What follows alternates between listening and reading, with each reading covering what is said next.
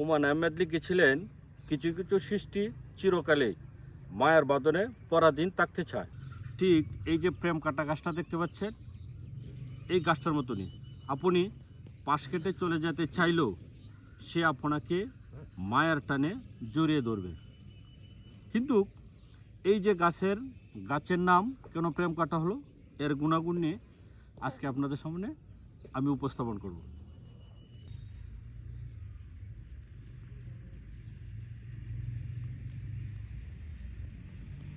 আপনি কি ভেবে দেখেছেন, পথের ধারে এই যে সাধারণ যে গাছটা আমরা দেখতে পাচ্ছি, এই যে গাছটার নাম কেন প্রেম কাটা হলো?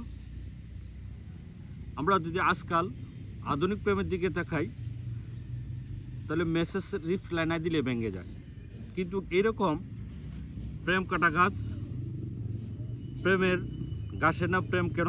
দেখেন, আপনি পাত্তা দেন নাই, গাছ দিয়ে চলে যাচ্ছেন, তাও আপনার কাপড়ে এমনভাবে লেপটে থাকবে যেন ছেড়ে যাবে না। একতরফা প্রেমিকদের কাছে হার মানা এই প্রেম কাটা গাছ। আমি আসলে দেখাচ্ছি, এই যে গাছগুলা দেখতে পাচ্ছেন, এটি হচ্ছে টোটালি হচ্ছে প্রেম কাটা গাছ।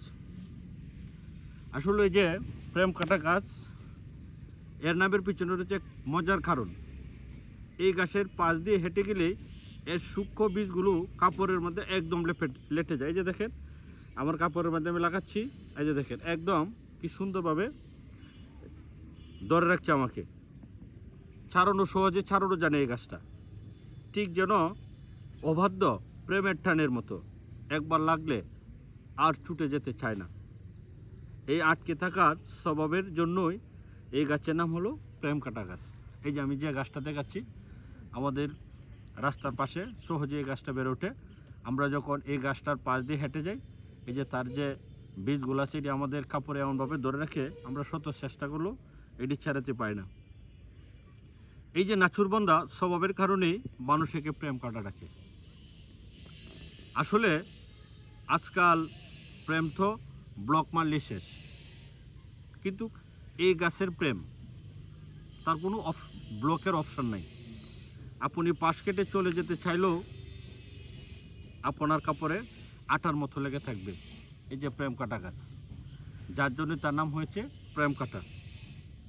ব্রেকআপ করতে চাইলেও বাড়ি গিয়ে একটা করে তার যে এই যে কাটাগুলো আছে ছুটানি লাগবে। এই যে দেখেন, আমার যে জামাটা সে যে এমনভাবে লেগে আছে, একটা করে তার ছুটাতে হবে।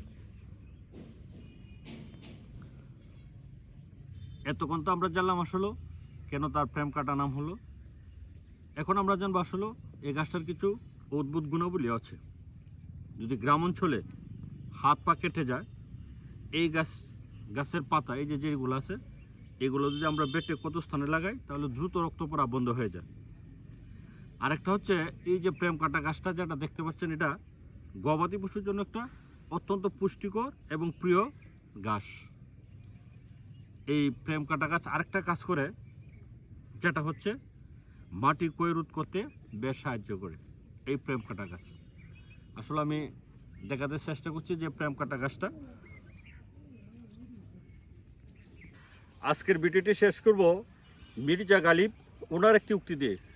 উনি বলেছিলেন, প্রেমের ব্যাপারে ঠিকই বলেছিলেন, প্রেম কারো উপর জোর চলে না। এই প্রেম কাটা গাছটাও ঠিক তেমন। আপনি সাবধানে পাশ দিয়ে কেটে চলে গেলেও সে অলক্ষ্যে আপনার সাথে জড়িয়ে যাবে।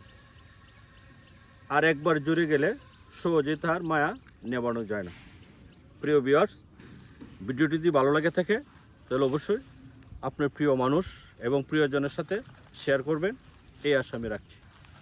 আমার ফেসবুক পেজ এবং চ্যানেলটির নাম হচ্ছে safa.com, ফলো এবং সাবস্ক্রাইবার করবেন, এই আশা আমি সবসময় আপনাদের কাছে রাখি।